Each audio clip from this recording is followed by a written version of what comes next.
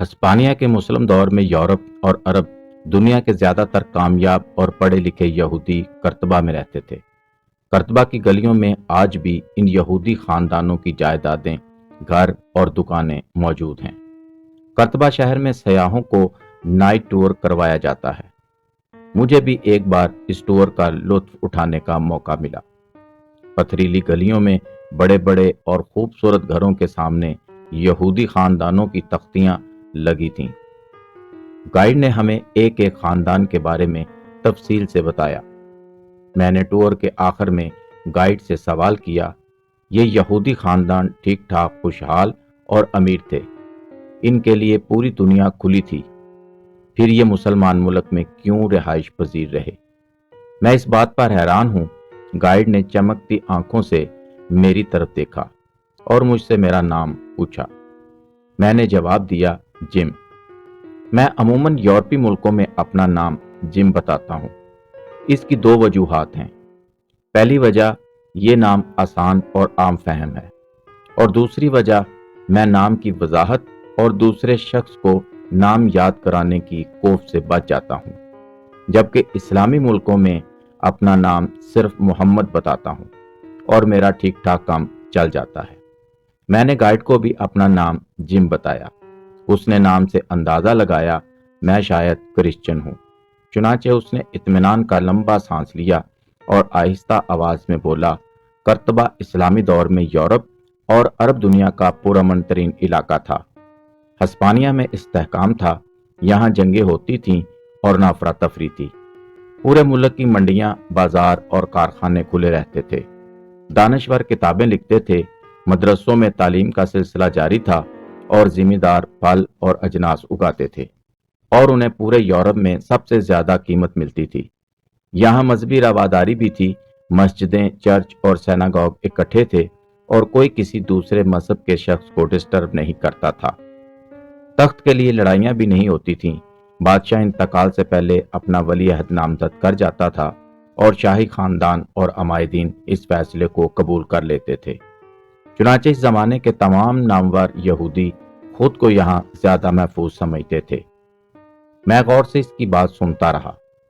وہ اس کے بعد بولا، لیکن جب 1492 میں اسپین کی آخری مسلمان ریاست غرناطہ پر بھی قبضہ ہو گیا اور خطے سے اسلامی پرچم اتار دیا گیا، تو مسلمانوں کے ساتھ ساتھ یہودی بھی یہاں سے رخصت ہو گئے، یہ بھی نقل مکانی کر گئے۔ اس نے اس کے بعد رک کر مجھ سے پوچھا، کیا آپ جانتے ہیں اسپین کی مسلم ریاست کے فال کے بعد یہودی کہاں گئے تھے؟ میں نے تھوڑی دیر سوچا اور پھر انکار میں سر ہلا دیا۔ وہ ہنس کر بولا، وہ لوگ یہاں سے دوسرے مسلمان شہر استنبول گئے تھے۔ وہ خلافت عثمانیہ کے شہری بن گئے تھے اور آج بھی استنبول کے علاقے بلات میں ان کے گھر موجود ہیں۔ میرے لیے یہ انفارمیشن نئی تھی، لہٰذا میں نے اس سے اس کی وجہ پوچھی۔ وہ ہنس کر بولا، غرناطہ کے بعد پوری دنیا میں سب سے زیادہ امن خلافت عثمانیہ میں تھا، چنانچہ وہ لوگ یروشلم یا یورپ جانے کے بجائے استنبول چلے گئے۔ میں خاموشی سے اس کی طرف دیکھتا رہا۔ وہ بولا، انسان اور سرمائے کو امن اور استحکام چاہیے ہوتا ہے، اور امن اور استحکام اگر مکہ، ویٹیکن سٹی اور یروشلم میں بھی نہ ہو تو انسان اسے بھی چھوڑ دیتا ہے، اور یہودی کیونکہ سرمایہ کار بھی ہوتے ہیں، لہذا یہ کسی بدامن اور غیر مستحکم علاقے میں نہیں رہتے۔ یہ واقعہ تصویر بن کر میری یادداشت کا حصہ بن گیا، اور میں نے اس کے بعد دنیا کو امن اور استحکام کے پیمانے سے دیکھنا شروع کر دیا، اور مجھے دنیا کا ہر وہ ملک ترقی یافتہ دکھائی دیا جس میں معاشی، سیاسی اور سماجی استحکام اور امن تھا، اور دنیا کا ہر وہ ملک تباہ حال اور غیر ترقی یافتہ ملا جس میں یہ دونوں چیزیں مفقود تھیں۔ انسان کے لیے اپنی زمین، اپنے عزیز و رشتہ دار اور مذہب کو چھوڑنا مشکل ترین کام ہوتا ہے، مگر عدم استحکام اور بدامنی دو ایسے امراض ہیں جن کی وجہ سے لوگ اپنا گھر، اپنے والدین، بہن بھائی اور بچے بھی چھوڑ دیتے ہیں، اور اپنا ملک بھی، اور بعض اوقات اپنا مذہب بھی۔ آپ کو اگر یقین نہ آئے تو آپ پاکستان کی ساری اشرافیہ کے خاندانی پروفائل دیکھ لیں۔ आपको इनके बच्चे और असासे मुस्तहकम और पुरअमन मुल्कों में मिलेंगे। क्यों? क्योंकि पाकिस्तान अदम इस्तेहकाम और बदअमनी दोनों का खौफनाक हदफ है और समझदार इंसान ऐसे माहौल में नहीं रह सकते। चुनाचे मेरे ख्याल में हम जब तक इन दोनों अमराज का इलाज नहीं करेंगे ये मुल्क ठीक नहीं हो सकेगा। और ये राय सिर्फ मैं नहीं दे रहा।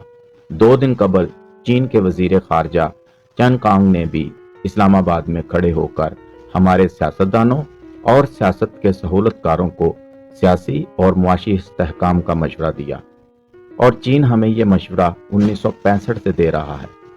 सदर अयूब खान 1965 की जंग के दौरान चीनी वजीर आजम चू एन लाई से मुलाकात के लिए खुफिया तौर पर बीजिंग गए थे। चू एन लाई ने इस वक्त भी इन्हें कहा था, आप मेरे साथ गुफ्तगू के लिए तर्जमान की मदद ले रहे हैं, जबकि आप भारतीय वजीर आजम के साथ अपनी जुबान में बात कर सकते हैं। चुनांचे हमारा मशवरा है, आप जंग के बजाय मुज़ाकरात के जरिए अपने मसले हल करें, आप फायदे में रहेंगे। ये मशवरा चीन ने जुल्फ़कार अली भुट्टो, जनरल ज़ियाउल हक और जनरल परवेज मुशर्रफ को भी दिया था।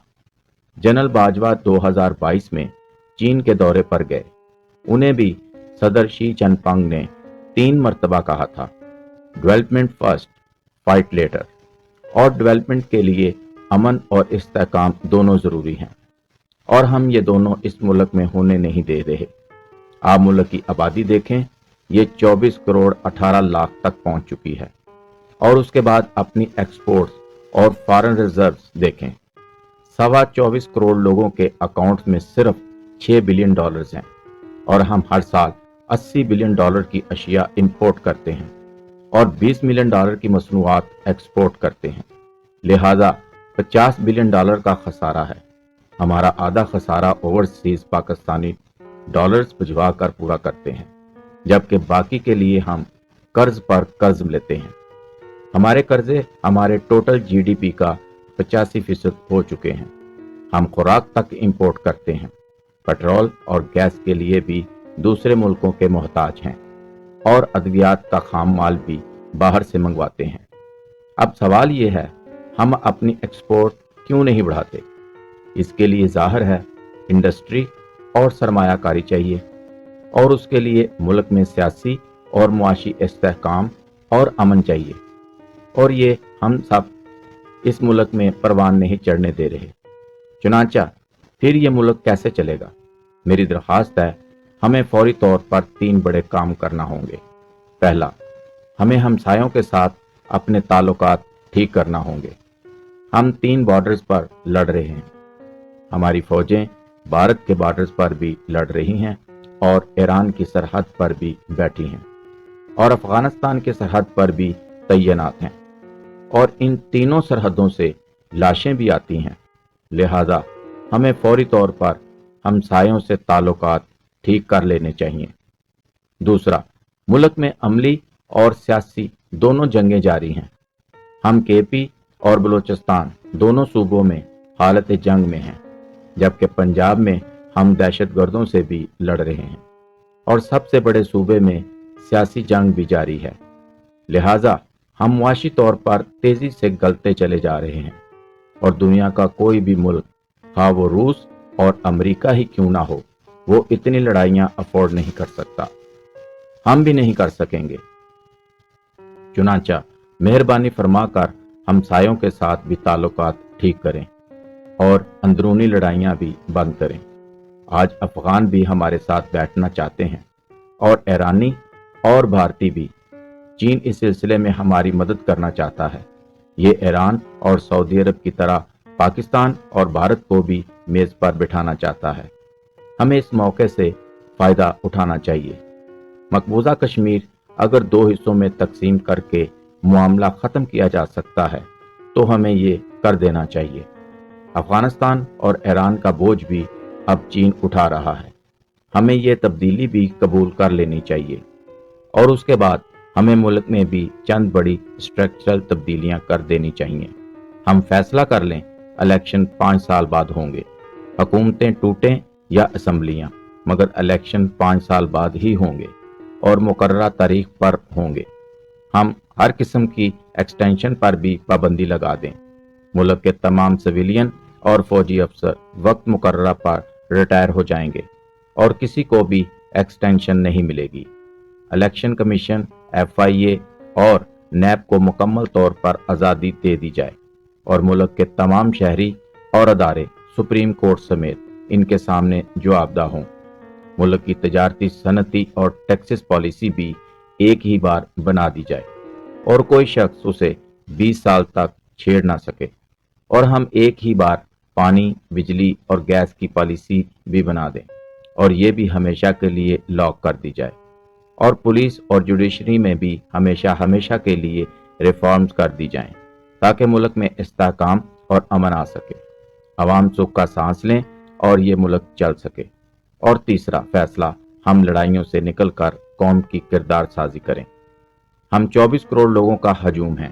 اس ہجوم کو ٹریننگ چاہیے اور ہمیں اس کے لیے عملی قدم اٹھانا چاہیے، اور ہم اگر اب بھی یہ نہیں کرتے تو پھر یاد رکھیں ہم کسی بھی وقت سوڈان بن جائیں گے۔ وہاں 2 جرنیلوں کی لڑائی نے پورا ملک تباہ کر دیا۔